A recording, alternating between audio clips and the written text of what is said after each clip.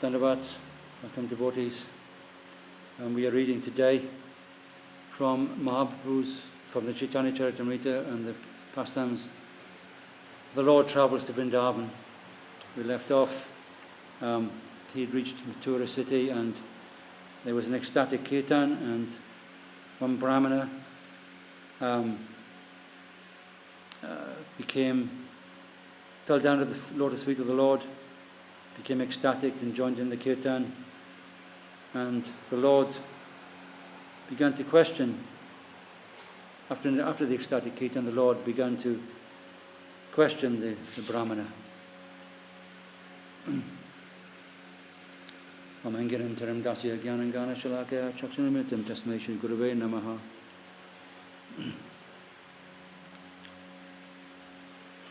Sri Chaitanya Mahaprabhu said, "You are an elderly brahmana, and you are sincere, and you are advanced in spiritual life. Wherefrom have you gotten this transcendental opulence of ecstatic love for Krishna?" The brahmana replied, "His Holiness Srila Madhavendra Puri came to the city of Mathura while he was on tour. While at Mathura, Sripad Madhavendra Puri visited my house and accepted me as a disciple. He even took lunch at my home.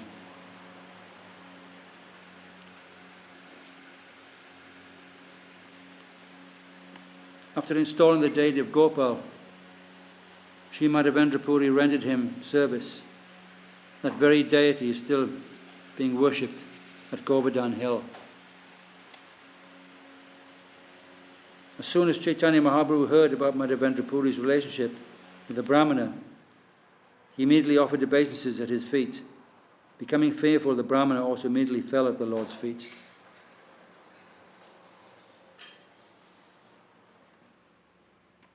Sri Chaitanya Mahaprabhu said, "You are on the platform of my spiritual master, and I am your disciple.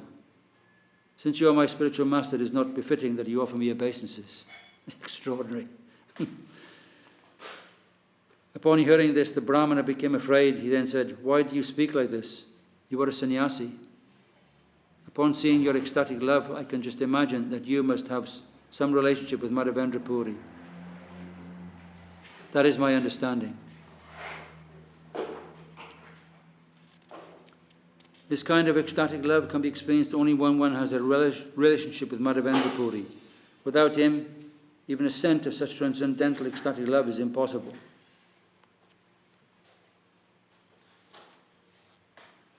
Balabhadra Bhattacharya then explained the relationship between Mahavendra Puri and Sri Chaitanya Mahaprabhu.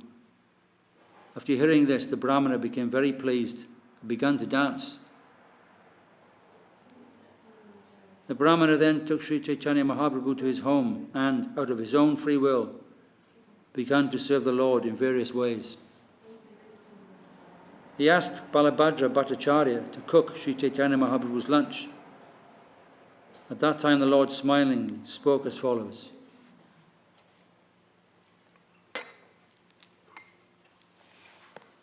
Sri Chaitanya Mahaprabhu said, "Madhavendra Puri has already taken lunch at your place. Therefore, you may cook and give me the food. That is my instruction. Whatever action is performed by a great man, common men follow. Whatever standards he sets by exemplary acts, all the world pursues." This is from the Bhagavad Gita, chapter 3, text 21.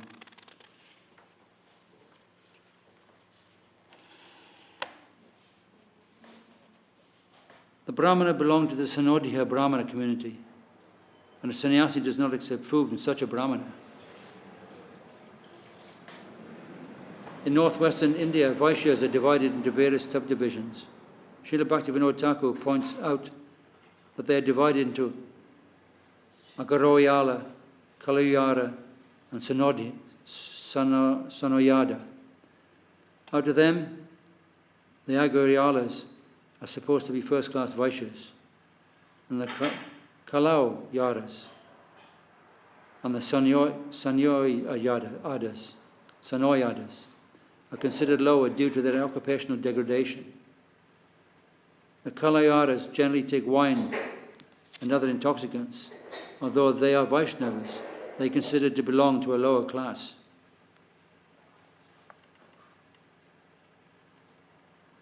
The priests who guide the Kalayaras and Sanodayas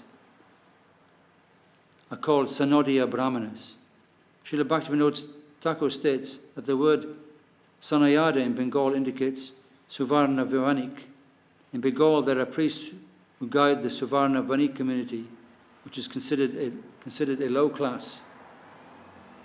There is little difference between the Sanayada and Suvarna Vanik. Generally, the Suvarna Vaniks are bankers dealing in gold and silver. In Western India, the Agroyalas also belong to the banking profession. This is the regional business of the Suvarna Vanik, or Agroyala community. Historically, the Agroyalas came from the upcountry named Ayodhya, and the Suvarnik community came from Ayodhya. It appears that Suvarnik Vanikis and the Agarayalas belong to the same community. The Sanodaya Brahmanas were the guides of the Kalayara and Sanayada. They are therefore considered to be lower class Brahmanas. A sannyasi is not allowed to take alms or food from them. However, Sri Chaitanya Mahaprabhu accepted lunch cooked by a Sanodaya Brahmana simply because he belonged to Madhavendra Puri's community. Srila Madhavendra Puri was the spiritual master of Ishvara Puri, who was the spiritual master of Sri Chaitanya Mahaprabhu. Thus, a spiritual relationship is established on the spiritual platform without consideration of material inferiority or superiority.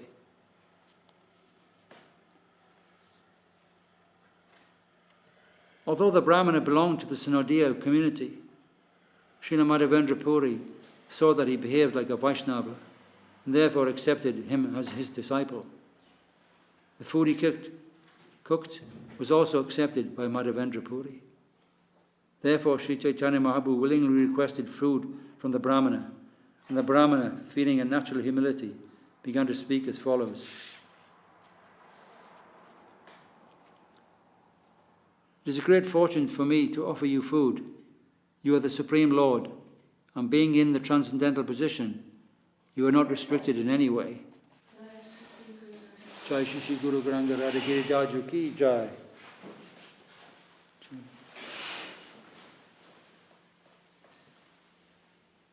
Foolish people will blaspheme you, but I shall not tolerate the words of such mischievous people. Srila Bhakti Siddhanta purport. Srila Bhakti Siddhanta Sarasvati Thakur remarks that although the Brahmana did not belong to a superior community, he fearlessly chastised so-called caste Brahmanas because he was situated on the platform of pure devotional service. There are people who are opposed to Sri Chaitanya Mahaprabhu's accepting a Vaishnava belonging to a lower caste. Such people do not consider Mahaprasad transcendental.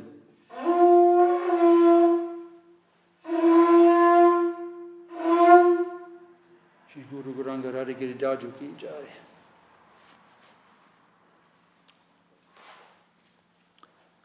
There are people who are opposed to Sri Chaitanya Mahaprabhu's accepting a Vaishnava belonging to a lower caste.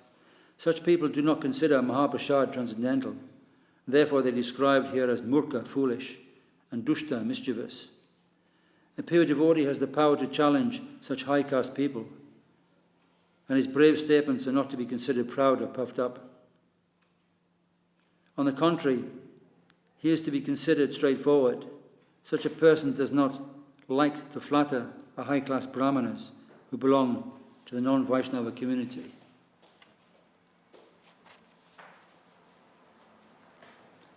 Sri Chaitanya Mahaprabhu replied, the Vedas, Puranas, and great learned sages are not always in agreement with one another.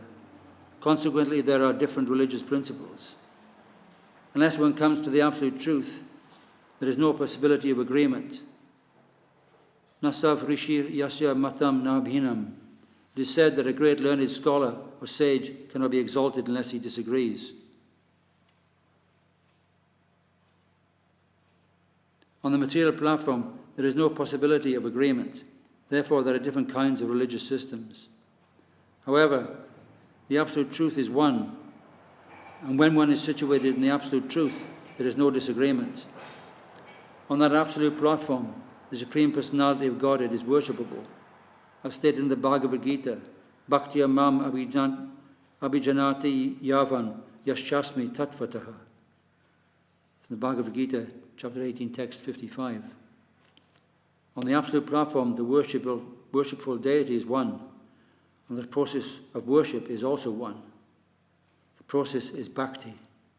There are different religions throughout the world because they are not all on the Absolute platform of devotional service. As confirmed in Bhagavad Gita, chapter 18, text 66, Sarva Dharvam Prityaja Mamekam Sharanam Vraja. The word ekam means one, Krishna.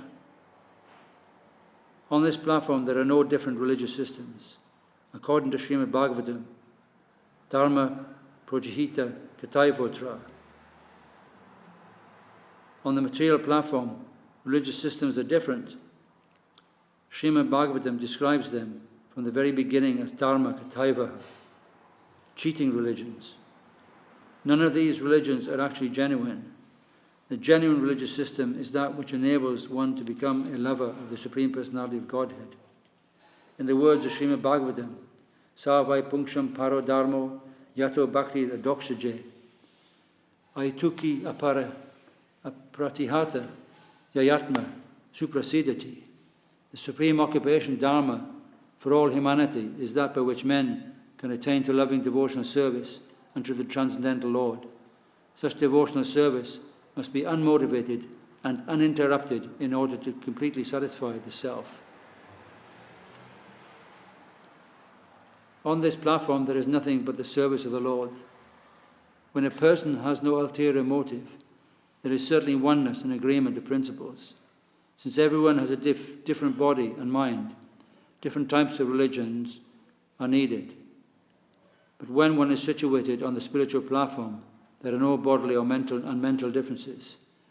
Consequently, on the Absolute platform, there is oneness in religion.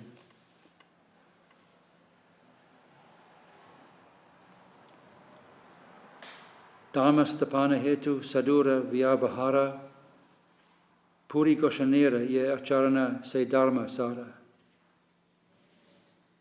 A devotee's behavior establishes the true purpose of religious principles. The behavior of Madhavendra Puri Goswami is the essence of such religious principles. In purport, Srila Bhaktisiddhanta Saraswati Thakur gives the following commentary on this passage. A sadhu or an honest man is called a Mahajan or a Mahatma. The Mahatma is thus described in Bhagavad Gita.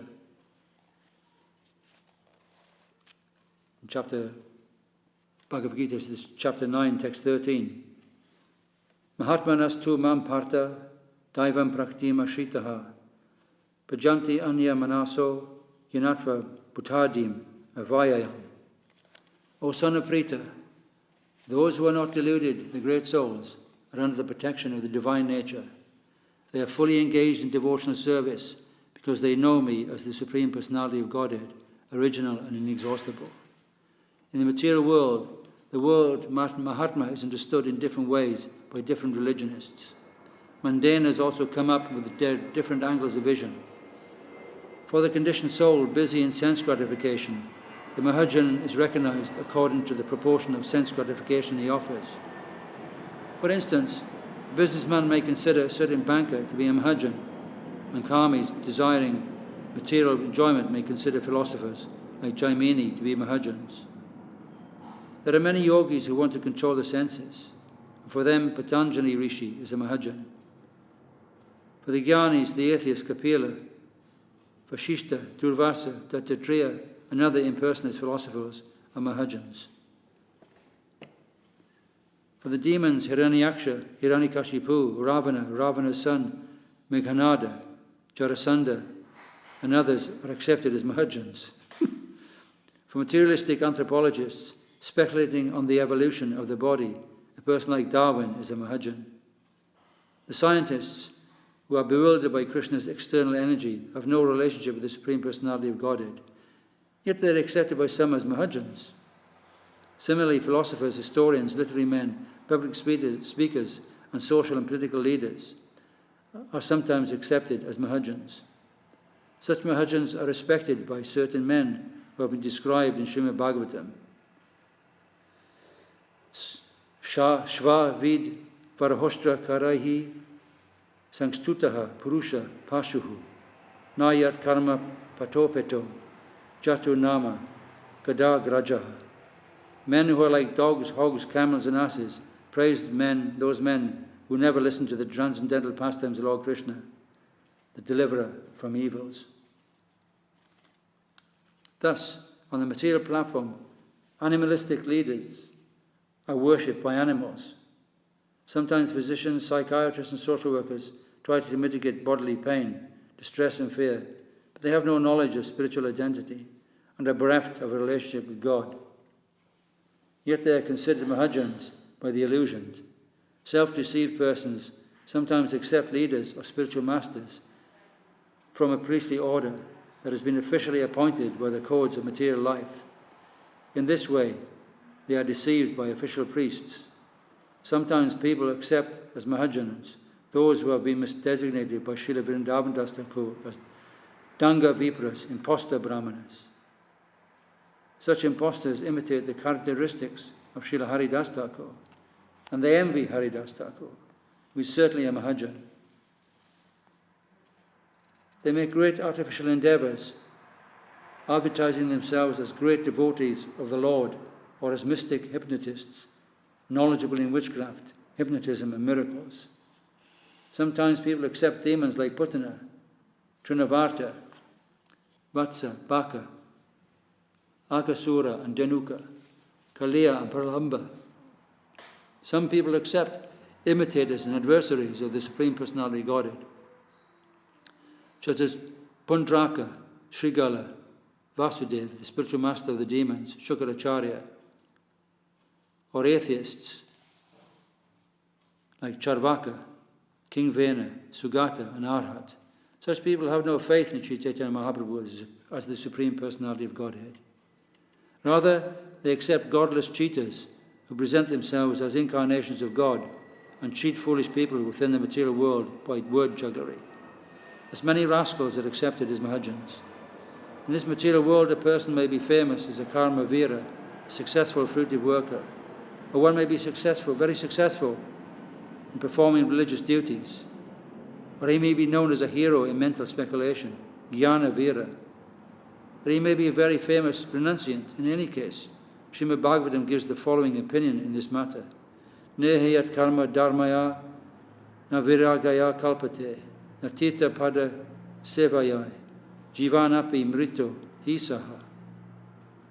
Anyone whose work is not meant to elevate him to religious life, anyone whose ritualistic performances do not raise him to renunciation, and anyone situated in renunciation that does not lead him to devotional service to the Supreme Personality of Godhead, may be considered dead, although he is breathing.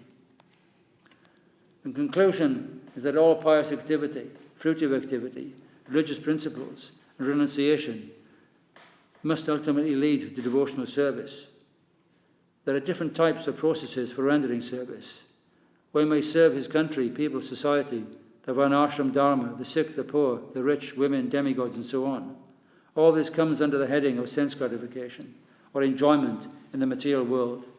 It is most unfortunate that people are more or less attracted by such material activity, and that the leaders of these activities are accepted as Mahajans, great ideal leaders. Actually, they are only misleaders, but an ordinary man cannot understand how he is being misled. Narottam Das Thakur says, Sadhu Shastra Guru Vakya Chitite Kariya Akya. The sadhu is a great personality like Sri Chaitanya Mahaprabhu. The Shastras are the injunctions of revealed scriptures. Those who devoid of devotional service sometimes mistake those who have a mundane motive for Mahajans. The only motive must be Krishna Bhakti, devotional service to the Lord. Sometimes fruitive workers, dry philosophers, non-devotees, mystic yogis, and persons attached to material opulence, women and money are considered Mahajans. However, Srimad Bhagavatam gives the following statements about such unauthorized Mahajans. Prayena ved tat idam namhajano yam. Deva vimohita matir bata mayayalam. Triam jadi krita matir madhu pushpitayam. Vitanike mahati karmani yujja manaha. In this material world, karmis, fruitive actors, are accepted as mahajans by foolish people who do not know the value of devotional service. The mundane intelligence and mental speculative methods are under the control of the three modes of material nature. Consequently, they cannot understand and enjoy the devotional service. They are attracted by material activities, and they become worshippers of material nature. Thus, they are known as fruitive actors. They even become entangled in material activities disguised as spiritual activities. In Bhagavad Gita, such people are described as Veda Vatarata. They do not understand the real purpose of the Vedas, yet they think of themselves as Vedic authorities. People versed in Vedic knowledge must know Krishna as the Supreme Personality of Godhead. Vedaischa sarvairaham eva vedyaha.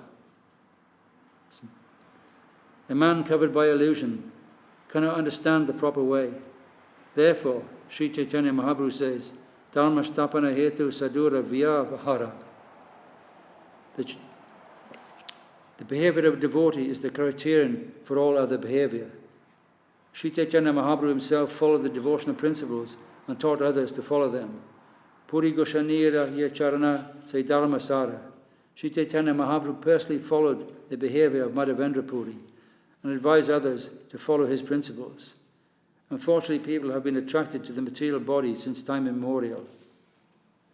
Yasyamat buddhihi kunape tridhotuke svadihi kalatradisho boma ijyadihi yatirta buddhihi salile nakarichihi karhichi janev abhiganeshu sa eva gokaraha. A human being who identifies this body made of three elements with the self, who considers the byproducts of the body to be his kinsman, who considers the land of birth worshipable, and who goes to the place of pilgrimage simply to take a bath rather than meet men of transcendental knowledge, that is to be considered like an ass or a cow. Those who accept the logic of Gadalika Pravaha and follow the footsteps of pseudo Mahajans, carried away by the waves of Maya. Bhakti Vinod Thakur therefore warns, Miche Mayara Vashe Yache Beshe Kacha Habadubu Bahai Jiva Krishna Dasa E Vivasa Kaletarna Dukanai. Don't be carried away by the waves of Maya. Just surrender to the lotus feet of Krishna and all miseries will end. Those who follow social systems and behavior forget to follow the path chalked out by the Mahajans. Thus they are offenders at the feet of the Mahajans. Sometimes they consider such Mahajans very conservative, or they create their own Mahajans. In this way, they ignore the principles of the Parampara system. This is a great misfortune for everyone. If one does not follow the footsteps of a real Mahajan, one's plans for happiness will be frustrated. This is deliberately explained in Madhya Leela, chapter 25, verses 55, 56, and 58. There it is explained people are so unfortunate that they do not accept the instructions of the Supreme Personality of Godhead. Instead, they want to be supported by so-called Mahajans, authorities. Tate chai darshana hoite tattva nahi jani. We cannot ascertain the real truth simply by following speculators. We have to follow the footsteps of the Mahajans in the disciplic succession. Then our attempt will be successful. Sri Chaitanya Krishna Chaitanya Vani Amritera Dara. Whatever is spoken by Sri Chaitanya Mahaprabhu is an incessant flow of nectar. Whoever accepts his words as reality can understand the essence of the absolute truth. No one can ascertain the absolute truth by following the philosophy of Shankya or Patanjali. For the followers of Sankhya or Patanjali do not accept Lord Vishnu as the Supreme Personality of Godhead. Nate vidhu svarta gatim hi Vishnum. The ambition of such people is never fulfilled. Therefore they are attracted by the external energy. Although many mental speculators may be renowned all over the world as great authorities, actually they are not. Such leaders are themselves conservative and not at all liberal. However, if we preach this philosophy, people will consider Vaishnavas very sectarian. Srila Madhavendra Puri was a real Mahajan, but misguided people cannot distinguish the real from the unreal. However, a person who is awakened to Krishna consciousness can understand the real religious path checked out by the Lord and his pure devotees. Sri Madhavendra Puri was a real Mahajan because he understood the absolute truth properly and throughout his life behaved like a pure devotee. Sri Chaitanya Mahaprabhu approved the method of Sri Madhavendra Puri. Therefore, although the material viewpoint of the Sanodiya Brahmana was on a lower platform, Sri Chaitanya Mahaprabhu considered him situated on the highest platform of spiritual realization. In the Srimad Bhagavatam states that there are 12 Mahajans: Brahma, Narad, Shambhu, Kumara, Kapila, Manu, Prahlad, Janaka, Bhishma, Bali, Shukadev, and Yamaraj.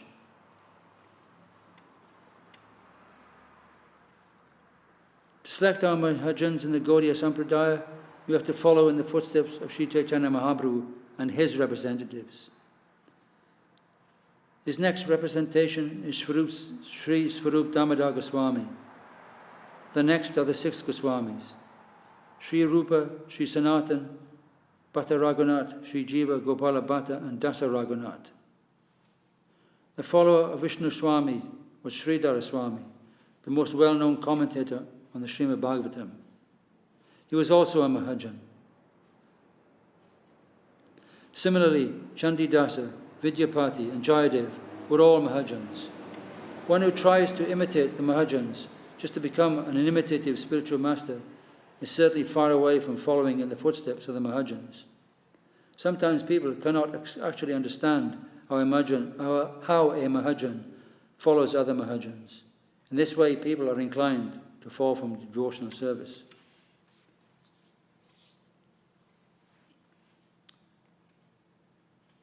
Sri Chaitanya Mahaprabhu continued, dry arguments are inconclusive. A great personality whose opinion does not differ from others is not considered a great sage.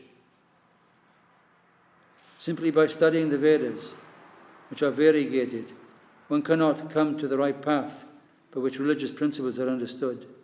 The solid truth of religious principles is hidden in the heart of an unadulterated, self-realized person.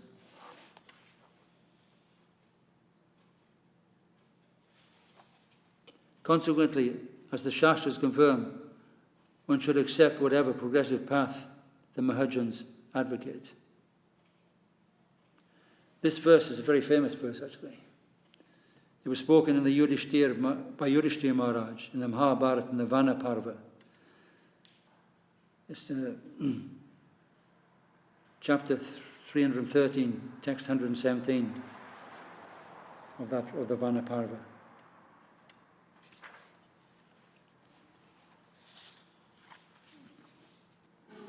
This verse is very interesting because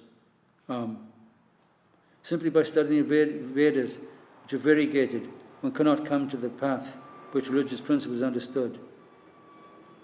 And it also says in the previous sentence, a great personality whose opinion does not differ from others is not considered a great sage. So anybody who merely repeats what other great personalities have spoken, that's correct, at one level, very important. But it hasn't self-realized what they have said. This is what the verse is implying. It's not a great personality. They have to know it, have to have taken it into their heart and know it and be able to apply it to the world around them. And to continue. After this discussion, the Brahmana gave lunch to Sri Chaitanya Mahaprabhu. Then all the people residing in Mathura came to see the Lord. People came by hundreds of thousands, and no one could count them. Therefore, Sri Chaitanya Mahaprabhu came out of the house to give audience to the people. When the people assembled, Sri Chaitanya Mahaprabhu raised his arms and said very loudly, "Hari Bol!" The people responded to the Lord and became ecstatic. As if mad, they began to dance and vibrate the transcendental sound, Hari! Sri Chaitanya Mahaprabhu bathed in 24 ghats along the banks of the Yamuna, and the Brahmana showed him all the places of pilgrimage. And the purport gives the ghats, and I will read them out, because they are holy places. The 24 ghats bathing places along the Yamuna are Avimukta, Adiruddha, Goya Tirtha, Prayag Tirtha, Kankala Tirtha, Tinduka, Surya Tirtha, Vatsvami, Dhruva Ghat, Rishi Tirtha, Moksha Tirtha, Bodha Tirtha, Gokarna, Krishna Ganga, Vaikunta, Asikunda, Chatu Samudrika Kupa, Akrura Tirtha, Yagnika Vipra Sthana, Kubja Kupa, Rangasthala, Manchasthala, Malayodha Sthana, and Dashashvamedha. Sri Chaitanya Mahaprabhu visited all the holy places on the banks of the Jamuna, including Swayambhu, Vishramagat, Dirgha Vishnu, Uddeshvara, Mahavidya, and Gokarna. When Sri Chaitanya Mahaprabhu wanted to see the various forests of Vrindavan, he took the Brahmana with him. Sri Chaitanya Mahaprabhu visited the different forests, including Madhuvan, Talavan, Humadvana, Bahulavana. Wherever he went, he took his bath with great ecstatic love. The word Vana means forest. Vrindavan is the name given to the forest where Srimati Vrindadevi, Tulsi Devi, grows profusely. Actually, it is not a forest as we ordinarily consider a forest, because it is very thick with green vegetation. There are 12 such vanas in Vrindavan.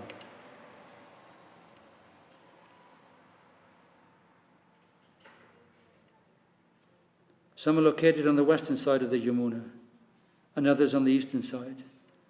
The forests situated on the eastern side are Bhadravana, Bilvavana, Lohavana, Bandiravana, and Mahavana. On the western side are Madhuvan, Talavan, Kumadvana, Bahulavana, Kamyavana, Kadiravana, and Vrindavana. These are the 12 forests of the Vrindavan area. When Sri Chaitanya Mahaprabhu passed through Vrindavan, herds of grazing cows saw him pass, and immediately surrounding him began to move very loudly. Seeing the herds approach him, the Lord was stunned with ecstatic love. The cows began to lick his body in great affection. Becoming pacified, Sri Chaitanya Mahaprabhu began to caress the cows, and the cows, being unable to give up his company, went with him.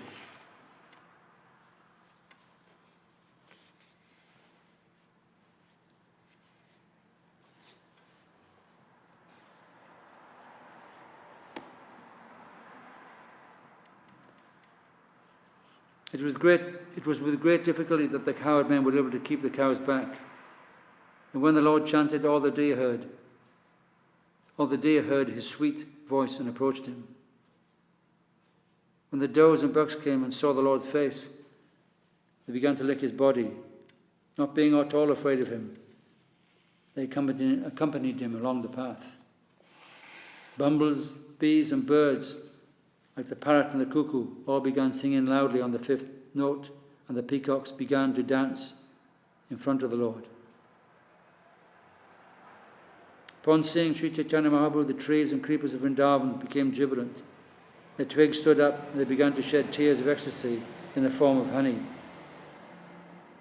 The trees and creepers overloaded with fruits and flowers fell down at the lotus feet of the Lord and greeted him with various presentations as if they were friends.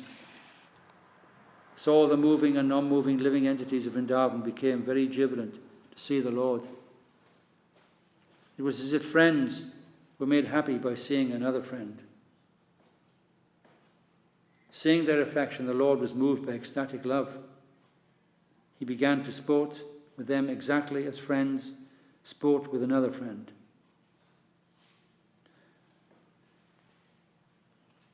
As a friend sports with another friend, actually.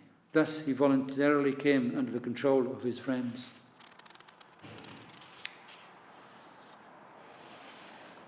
Sri Chaitanya Mahaprabhu began to embrace each and every tree and creeper.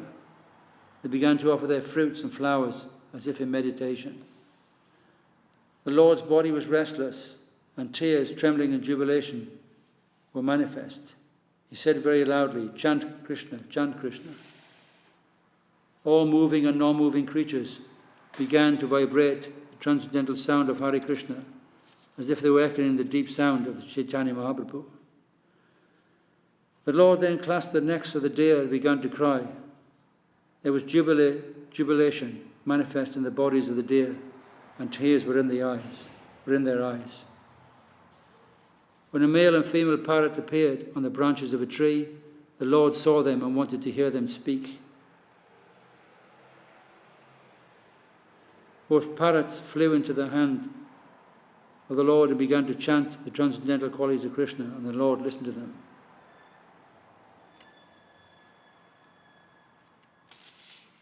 The male parrot sang, "The glorification of Lord Krishna, the Supreme Personality of Godhead, is beneficial to everyone in the universe. His beauty is victorious over the gopis of Vrindavan, and it subdues their patience. His pastimes astound the goddess of fortune, and his bodily strength turns Govardhan Hill into a small toy like a ball. His spotless qualities are unlimited, and his behavior satisfies everyone. Lord Krishna is attractive to everyone. O my dear Lord, maintain the whole universe." This verse is found in the Govinda Lilamrita.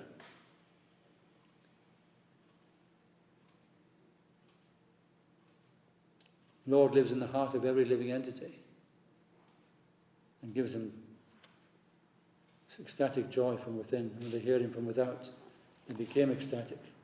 These are all great souls. Do we actually see the real Dham when we go to Vrindavan? Can we sense it?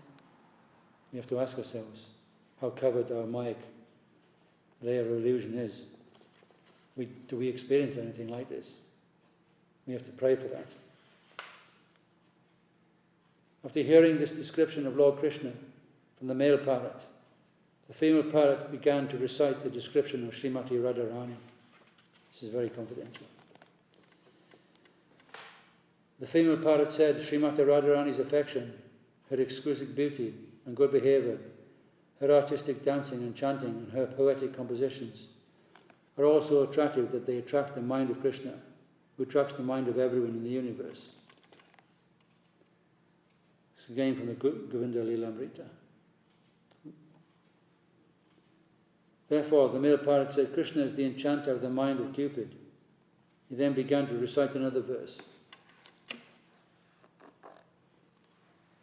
The parrot then said, my dear Shari, female parrot, Sri Krishna carries a flute and enchants the hearts of all women throughout the universe. He is specifically the enjoyer of pitiful gopis, and is the enchanter of Cupid also. Let him be glorified. Then the female parrot began to speak jokingly to Shuka, and Sri Chaitanya Mahaprabhu was struck with wonderful ecstatic love to hear her speak. The parrot Shari said, "When Lord Sri Krishna is with Radharani, he is the enchanter of Cupid. Otherwise, when he is alone, he himself is enchanted by erotic feelings, even though he enchants the whole universe." Both parrots then flew to a tree branch, and Sri Chaitanya Mahaprabhu began to watch the dancing peacocks with curiosity. When the Lord saw the bluish necks of the peacocks, his remembrance of Krishna immediately awakened. he fell to the ground in ecstatic love. When the Brahmanas saw that Sri Chaitanya Mahaprabhu was unconscious, he and Balabhadra Bhattacharya took care of him. They hastily sprinkled water over the Lord's body. Then they took up his cloth and began to fan him with it.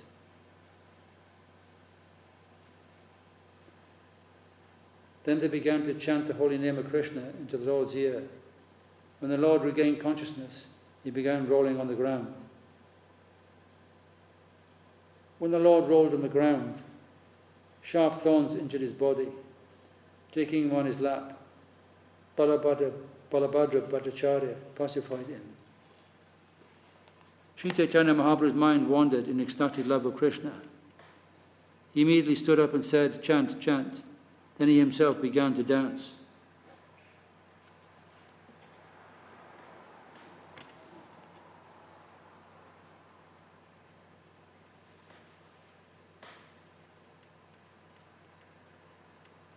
Being thus ordered by the Lord, both Balabhadra Bhattacharya and the Brahmana began to chant the holy name of Krishna. Then the Lord, dancing and dancing, proceeded along the path.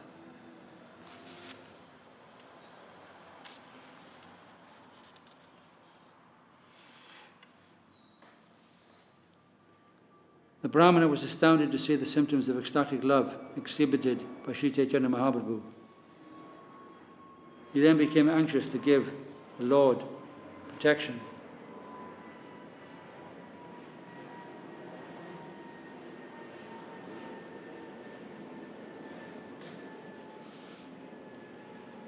Sri Chaitanya Mahaprabhu's mind was absorbed in ecstatic love at Jagannath Puri. But when he passed along the road on the way to Vrindavan, that love increased 100 times. The Lord's ecstatic love increased 1,000 times when he visited Mathura, but it increased 100,000 times when he wandered in the forests of Vrindavan. When Sri Chaitanya Mahaprabhu was elsewhere, the very name of Vrindavan was sufficient to increase his ecstatic love. Now, when he was actually traveling in the Vrindavan forest, his mind was absorbed in great ecstatic love. Day and night, he ate and bathed simply, out of habit. Thus I have written a description of the ecstatic love of Lord Chaitanya manifested while he walked to the 12 forests of Vrindavan. To describe it all would be impossible.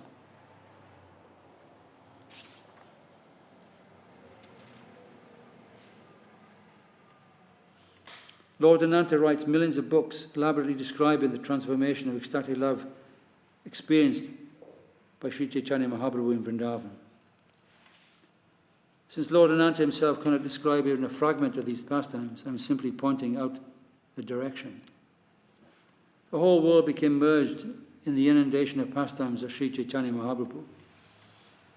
One can swim in that water to the extent that he has the strength.